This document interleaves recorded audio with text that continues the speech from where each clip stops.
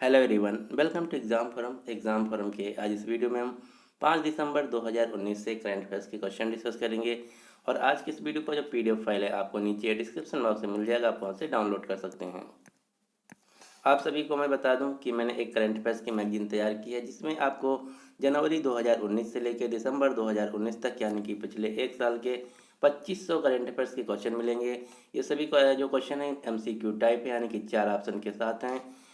और ये जो मैगजीन है आगामी सभी परीक्षा जैसे रेलवे, एनटीपीसी, ग्रुप डी परीक्षा, एसएससी, सीजीएल, सीपीओ, एलआईसी और बैंक एग्जाम, बिहार दरोगा परीक्षा, जेई मेट्रो तथा विभिन्न पुलिस एग्जाम के लिए मोस्ट इम्पॉर्टेंट है।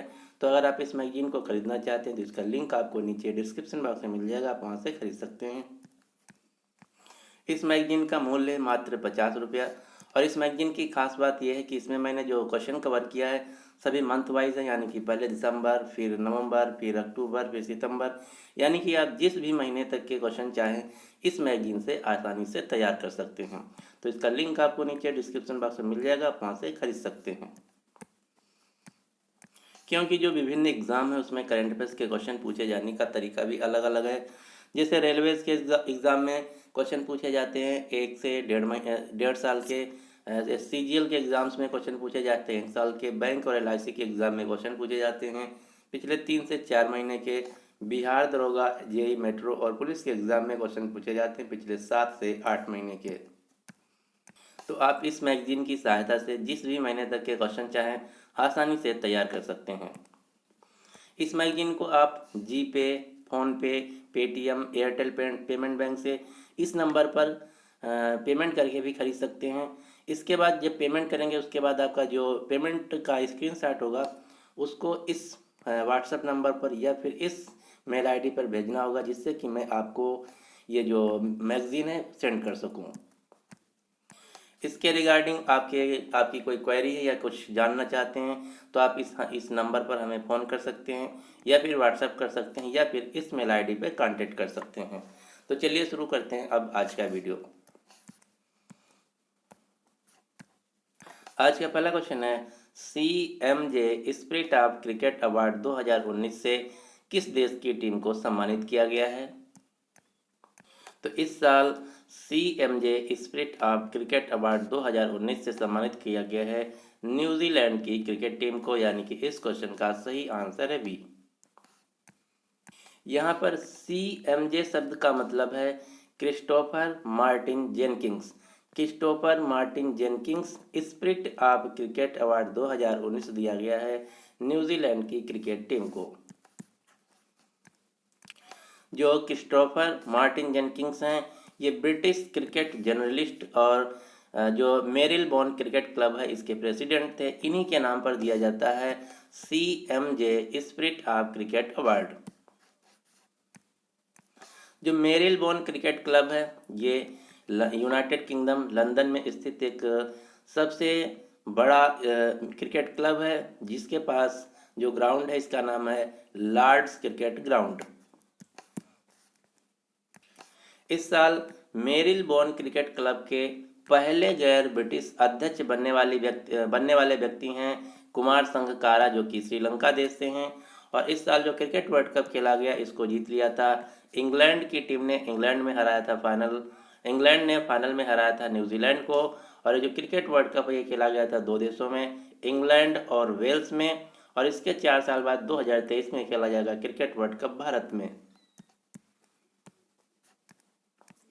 हाल ही में के द्वारा भारतीय नौसेना दिवस कब मनाया जाता है? तो भारतीय नौसेना के द्वारा हर साल 4 दिसंबर को नौसेना दिवस मनाया जाता है, यानी कि इस क्वेश्चन का सही आंसर है ए। 4 दिसंबर को भारतीय नौसेना के द्वारा मनाया जाता है नौसेना दिवस। जो हमारी नौसेना है इसके पास 3 कमांड हैं। पूर्वी कमान जो कि विशाखापट्टनम आंध्र प्रदेश में है, पश्चिमी कमान जो कि मुंबई महाराष्ट्र में है, दक्षिणी कमान जो कि कोच्चि केरल में है। और एक कमान के अंतर्गत कई सारे बेस होते हैं। वर्तमान समय में नौसेना प्रमुख हैं एडमिरल करमबीर सिंह। भारतीय नौसेना की पहली महिला पायलट बनी है लेफ्टिनेंट शिवांगी। और जो भारतीय नौसेना की अकेडमी है एजमिला केरल, इसको इस साल दिया गया है प्रेसिडेंट कलर्स अवार्ड। भारतीय नौसेना द्वारा बहुपक्षीय Milan exercise 2020 multilateral naval exercise 2020 conduct किया जाएगा आंध्र प्रदेश के विशाखापट्टनम में। अगला क्वेश्चन, क्वेश्चन नंबर 3। हाल ही में गूगल की पेरेंट कंपनी अल्फाबेट के नए सीईओ के रूप में किसे नियुक्त किया गया है? तो जो गूगल की पेरेंट कंपनी है जिसका नाम है अल्फाबेट, इसके नए सीईओ के रूप में नियुक्त किया गया है सुंदर पिचई को, यानी कि इस क्वेश्चन का सही आंसर है ए। अब हम इसको एक बात समझ लेते हैं, ये क्या है। तो जो गूगल कंपनी है इसकी पेरेंट कंपनी है अल्फाबेट। इसका मतलब ये है कि जो अल्फाबेट कंपनी है इसकी एक कंपनी है गूगल। अल्फाबेट के अंतर्गत कई सारी कंपनियां आती हैं, जैसे गूगल हुआ या फिर फाइवर हुआ, कैलियो हुआ, इसके अलावा नेक्स्ट हुआ, वैरायटी हुआ, कैपिटल जी हुआ, फाइबर हुआ। ये सभी कंपनियां हैं अल्फाबेट कंपनी की। और अल्फाबेट कंपनी की एक कंपनी है गूगल। गूगल की भी बहुत सारी कंपनियां हैं, जैसे Google Chrome, Google search engine, Google Earth, Google map, Google AdMob, Google YouTube, इसके अलावा जो प्ले स्टोर है, गूगल अर्थ है। ये सभी जो कंपनियां ये आती हैं गूगल के अंतर्गत। तो आपको याद रखना है अल्फाबेट कंपनी की एक कंपनी है गूगल। और गूगल कंपनी के सीईओ थे सुंदर पिचई। अल्फाबेट कंपनी के इससे पहले सीईओ थे लैरी पेज। अब जो है सुंदर पिचाई को गूगल कंपनी का भी सीईओ तो ही है, इसके साथ ही साथ अल्फाबेट कंपनी का भी सीईओ बना दिया गया है। तो आपको याद रखना है गूगल की जो पेरेंट कंपनी है अल्फाबेट, इसके नए सीईओ के रूप में नियुक्त किया गया है सुंदर पिचाई को। जो सुंदर पिचाई हैं ये भारतीय मूल के व्यक्ति हैं। इनका जन्म हुआ था तमिलनाडु के मदुरई में और इन्होंने आईआईटी खड़गपुर से अपनी पढ़ाई की है। गूगल कंपनी के संस्थापक हैं दो लोग, लैरी पेज और सर्जी ब्रिन। गूगल कंपनी की स्थापना की गई थी 4 सितंबर 1998 में और गूगल कंपनी का मुख्यालय है Mountain View, California, America. NATO शिखर सम्मेलन 2019 का आयोजन कहाँ किया जाएगा? तो जो नाटो शिखर सम्मेलन है इसका इस साल आयोजन किया जाएगा यूनाइटेड किंगडम के लंदन शहर में। जो नाटो है इसका पूरा नाम है नॉर्थ अटलांटिक ट्रीटी ऑर्गेनाइजेशन। यह क्या है? तो एक मिलिट्री अलायंस है जिसके अंतर्गत उत्तरी अमेरिका और यूरोप महाद्वीप के टोटल 29 देश आते हैं, जैसे Germany, Belgium, Canada, Denmark, France, Poland, पुर्तगाल, नॉर्वे। ये सभी नॉर्थ अटलांटिक ट्रीटी ऑर्गेनाइजेशन के अंतर्गत आते हैं, जो कि एक मिलिट्री अलायंस है। नाटो के वर्तमान में जनरल हैं टोड डी वाल्टर्स। नाटो का मुख्यालय है बेल्जियम की राजधानी ब्रुसेल्स में और यहीं पर है यूरोपियन यूनियन का मुख्यालय। इस साल जो सबसे बड़ी बड़ी समिट हुई हैं उनको हम एक बार रिपीट कर लेते हैं। जैसे जी शिखर 7 सम्मेलन 2019 आयोजित किया गया फ्रांस के बियारिट्ज शहर में। G20 शिखर सम्मेलन का आयोजन किया गया था जापान के ओसाका शहर में। यहाँ पर आपको एक बात का ध्यान देना, भारत G7 का मेंबर नहीं है लेकिन G20 का भारत मेंबर है। SCO शिखर सम्मेलन 2019 का आयोजन किया गया किर्गिस्तान देश की राजधानी बिश्केक में। आसियान शिखर सम्मेलन का आयोजन किया गया थाईलैंड की राजधानी बैंकॉक में। आसियान देशों का भी भारत मेंबर नहीं है। ब्रिक्स शिखर सम्मेलन 2019 का आयोजन किया गया ब्राजील की राजधानी ब्रासिलिया में। क्वेश्चन नंबर 5 है, हाल ही में भारतीय पोषण एंथम का अनावरण किसके द्वारा किया गया है? तो भारतीय पोषण एंथम का अनावरण किया गया है उपराष्ट्रपति एम वेंकैया नायडू जी के द्वारा। एंथम का मतलब है सॉन्ग। तो इस गाना को बनाया गया है, इसका उद्देश्य ये है कि जो भारत में कुपोषण है इसको दूर करना है। जो भारतीय पोषण एंथम है, जो भारतीय पोषण सॉन्ग है, इसको लिखा गया है प्रसून जोशी के द्वारा और गाया गया है शंकर महादेवन के द्वारा और इसको लॉन्च किया गया है भारत के उपराष्ट्रपति एम वेंकैया नायडू जी के द्वारा। और इसका उद्देश्य भारत में जो कुपोषण है, मल न्यूट्रिशन है, इसको दूर करना है। जो भारत का राष्ट्रीय पोषण संस्थान है, नेशनल इंस्टीट्यूट ऑफ न्यूट्रिशन है, ये स्थित है हैदराबाद शहर में और इस साल जो राष्ट्रीय पोषण संस्थान है इसके टोटल 100 वर्ष पूरे हो गए थे, यानी कि इस संस्थान की 1 शताब्दी पूरी हो गई थी। तो इसके उपलक्ष्य में एक डाक टिकट भी जारी किया गया था इस साल। साथ ही साथ जो राष्ट्रीय पोषण संस्थान है इसके 100 वर्ष पूरे होने पर एक फंक्शन का आयोजन किया गया था जिसका थीम था पोषण के द्वारा देश का सशक्तिकरण, empowering the nation through nutrition. तो आपको याद रखना है राष्ट्रीय पोषण संस्थान जो कि हैदराबाद में स्थित है, इसके इस साल 2019 में 100 साल पूरे हुए हैं। और यहीं पर डिक्लेयर किया गया था कि भारत जो देश है इसको 2022 तक मल न्यूट्रिशन फ्री बनाना है, यानी कि कुपोषण मुक्त देश बनाना है। तो ये भी क्वेश्चन बहुत इंपॉर्टेंट है, आपको याद रखना है। भारत सरकार का लक्ष्य कि भारत को 2022 तक भारत को कुपोषण मुक्त बनाना है। अब आपको कुछ गवर्नमेंट टारगेट याद रखना है, जैसे भारत सरकार का लक्ष्य है 2025 तक भारत से टीबी ट्यूबरक्लोसिस रोग को, क्षय रोग को खत्म करना है। एड्स को 2030 तक खत्म करना है। मलेरिया रोग को 2030 तक खत्म करना है। भारत सरकार का लक्ष्य है कि 2022 तक जो सिंगल यूज प्लास्टिक है इसका यूज खत्म कर देना है। भारत सरकार का लक्ष्य है कि 2022 तक किसानों की आय को दोगुना करना है। भारत सरकार का लक्ष्य है कि 2024 तक सभी को क्लीन ड्रिंकिंग वाटर प्रोवाइड करना है। तो ये हैं कुछ गवर्नमेंट टारगेट जो कि आपको याद रखना है। हाल ही में भास्कर मेनन का निधन हो गया है, तो आपको बताना कि भास्कर मेनन कौन थे। तो भास्कर मेनन एक मशहूर पत्रकार थे जिनका हाल ही में निधन हो गया, यानी कि इस क्वेश्चन का सही आंसर है बी, पत्रकार। किस राज्य ने दिव्यांगजनों के पुनर्वास के लिए नेशनल अवार्ड ऑफ एक्सीलेंस जीता है? तो जो नेशनल अवार्ड ऑफ एक्सीलेंस है दिव्यांगजनों के पुनर्वास के लिए यह दिया गया उत्तर प्रदेश राज्य को। जो अंतर्राष्ट्रीय दिव्यांग दिवस है ये प्रतिवर्ष मनाया जाता है 3 दिसंबर को। अब आपको उत्तर प्रदेश से कुछ फैक्ट याद रखना है, जैसे उत्तर प्रदेश का जो पहला गिद्ध संरक्षण और प्रजनन केंद्र ये बनाया जाएगा उत्तर प्रदेश के महाराजगंज जिले में। भारत का पहला हाथियों के लिए अस्पताल बनाया गया उत्तर प्रदेश के मथुरा शहर में। मथुरा जहां से लोकसभा सांसद है अभिनेत्री हेमा मालिनी।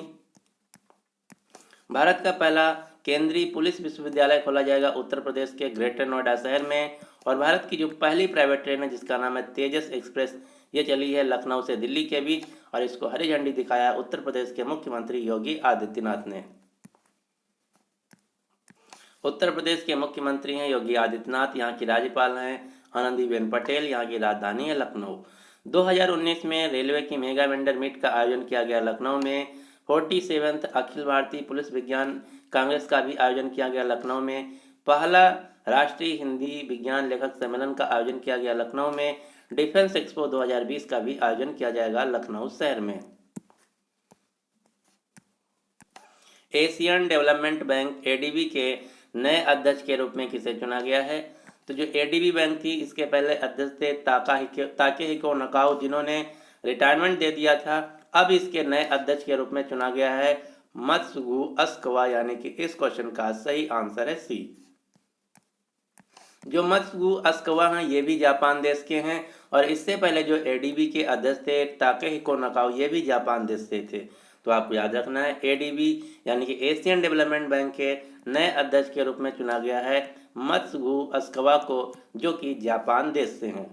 ये 17 जनवरी 2020 से एडीबी बैंक के प्रेसिडेंट के रूप में कार्यभार संभालेंगे। जो एडीबी बैंक है एशियन डेवलपमेंट बैंक है, इसका मुख्यालय फिलीपींस के मनीला शहर में। अगला क्वेश्चन, क्वेश्चन नंबर 9। किस राज्य सरकार ने ये कहा है कि अगर कोई उद्योग है इस तो रक्षा से जुड़े उद्योग लगाने के लिए तथा अगर लगाता है तो उसको 25% सब्सिडी और 100% स्टाम्प ड्यूटी में छूट दी जाएगी। तो ये ऐसा निर्णय लिया गया है उत्तर प्रदेश सरकार के द्वारा, यानी कि उत्तर प्रदेश राज्य में अगर कोई उद्योगपति रक्षा से जुड़े उद्योग लगाता है तो उसको 25% की सब्सिडी और 100% स्टाम्प ड्यूटी में छूट दी जाएगी, यानी कि इस क्वेश्चन का सही आंसर है बी। उत्तर प्रदेश सरकार ने अभी अभी एक नियम निकाला है। नियम क्या है? तो उत्तर प्रदेश सरकार का कहना है अगर उत्तर प्रदेश में कोई फोर्स्ड कन्वर्जन यानी कि किसी व्यक्ति का जबरदस्ती धर्म या फिर जाति को बदलता है तो उसको 7 साल की सजा दी जाएगी। अगला question, question number 10। Question number 10 है कि हाल ही में संसद में किस केंद्र शासित प्रदेश के विलय यानी कि मर्जर के लिए बिल पारित किया गया है। तो संसद में बिल पारित किया गया है दमन व दीव तथा दादर नगर व हवेली जो केंद्र शासित प्रदेश है इसको विलय करने के लिए यानी कि इसको मर्ज करने के लिए। तो जो दादर नगर एंड नगर हवेली केंद्र शासित प्रदेश था, अब इसको दमन एंड दीव केंद्र शासित प्रदेश के साथ मर्ज कर दिया जाएगा। मर्ज करने के बाद जो नया राज्य बनेगा जिसका नाम होगा दादर नगर हवेली दमन एवं दीव और इसका मुख्यालय होगा यानी कि राजधानी होगी दमन व दीव। इसके विलय होने के बाद भारत में टोटल राज्य हो जाएंगे 28 और केंद्र शासित प्रदेश हो जाएंगे 8। अगला क्वेश्चन, क्वेश्चन नंबर 11। हाल ही में किस देश ने पृथ्वी 2 मिसाइल का सफल परीक्षण किया है। तो पृथ्वी 2 जो मिसाइल है ये भारत की मिसाइल है यानी कि इस क्वेश्चन का सही आंसर है ए और इसको बनाया गया है DRDO के द्वारा, defence research and development organisation के द्वारा, जिसके हेड हैं G Satish Reddy. G Satish Reddy head हैं और DRDO की स्थापना की गई थी 1958 में। DRDO का मुख्यालय नई दिल्ली में। जी सतीश रेड्डी को इस साल 2 अवार्ड दिए गए, कौन कौन से? मिसाइल सिस्टम अवार्ड, इसके साथ ही साथ यूनाइटेड किंगडम की रॉयल एरोनॉटिकल एकेडमी के द्वारा फेलोशिप भी प्रदान की गई है। अगला क्वेश्चन, क्वेश्चन नंबर 12। भारत किस देश के साथ मिलकर हेल्थ केयर इनोवेशन सेंटर की स्थापना करेगा। तो Bharat health care innovation centre की स्थापना करेगा स्वीडन देश के साथ यानी कि इस क्वेश्चन का सही आंसर है ए। और स्वीडन देश के जो राजा हैं कार्ल गुस्ताफ और रानी सिल्विया ये अपनी 5 दिवसीय यात्रा पर भारत को आए हुए हैं। और स्वीडन देश जो है ये यूरोप महाद्वीप में एक स्थित देश है जिसकी राजधानी है स्टॉकहोल्म, जहाँ पर है सिप्री SIPRI सिप्री संस्था का मुख्यालय। स्वीडन देश की मुद्रा का नाम है स्वीडिश क्रोना। और स्वीडन देश की एक लड़की है जिनका नाम है ग्रेटा थनबर्ग जिनको इस साल दिया गया अंतर्राष्ट्रीय बाल शांति पुरस्कार। तो ये थे आज के करंट अफेयर्स के क्वेश्चन। अब आपके लिए क्वेश्चन क्या है कि हाल ही में हार्नबिल फेस्टिवल किस राज्य में शुरू हुआ है या किस राज्य में मनाया जाता है। तो आपको बताना है नीचे कमेंट बॉक्स में कि हार्नबिल जो फेस्टिवल है किस राज्य का एक महत्वपूर्ण त्यौहार है। तो ये था आज का हमारा ओवरऑल करंट अफेयर्स का वीडियो। आपको कैसा लगा? अगर आपको वीडियो पसंद आता है तो प्लीज़ इस वीडियो को लाइक कीजिए और अपने सभी दोस्तों को जो किसी भी एग्ज़ाम की तैयारी कर रहे हैं उनके साथ इस वीडियो को शेयर कीजिए। अगर अभी तक हमारे चैनल एग्जाम फोरम को आप सब्सक्राइब नहीं किए हैं तो इसको सब्सक्राइब करके नोटिफिकेशन बेल को ऑन कर लीजिए ताकि आने वाली सभी वीडियोज़ की अपडेट आप तक पहुँचती रहे। So finally thanks for watching exam forum.